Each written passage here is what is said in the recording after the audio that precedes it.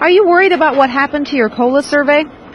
It might be in one of these piles for now, but don't worry, it won't stay there. The IDF Logistics Office is hard at work compiling all the data from this month's COLA survey. This has been a huge local effort involving the entire base. Okay, yeah, a lot of great folks in here from all the represented commands are collating all of this data that we have put together on our living pattern survey. It's an enormous task. We've got to get this all collated and turn it into usable decision quality information, if you will. We've got an enormous amount of data right now. What we've got to do is put that into a format that will help decision makers decide what our COLA should be. Volunteers, both military and civilian, have come in from all over the NATO base to help compile the more than 900 surveys turned in. They send a couple of folks off to school. There's a COLA training class in the States, and they go through all the ins and outs and how to do all this stuff. We sent some folks back to the States in September to learn how to do it. They came back, and we pulled together basically the project that we've been working on, and we in turn trained all the people on base and went on and did the TV show that night to get all the information out to folks.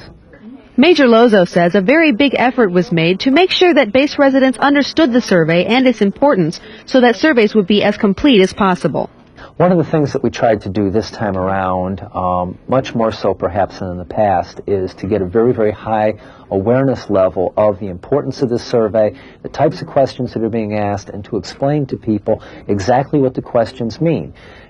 Most everybody has filled out these surveys and they understand what I'm talking about, but questions that appear to be asking one thing, the COLA Commission has certain very specific things in mind.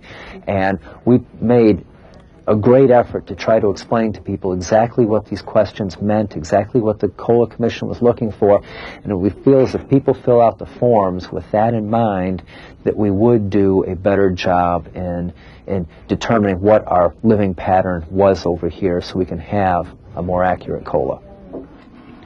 Thanks to these dedicated volunteers, the process of getting all these forms into the database has been a smooth one. Once the surveys are compiled, they will be combined with the results of a special retail price survey, which will be completed later this month. The combined results will then go to the COLA Commission in Washington, D.C., which decides allowances and entitlements for the Department of Defense. Of course, everyone is optimistic about the results. We're hoping and thinking that it would be. There'll be enormous benefits to that. Help people get out in the economy, enjoy more of the culture, and things of that nature. We hope to hear the results of the survey in 7 or 8 weeks. Seeing the actual change in our paycheck may take a little longer.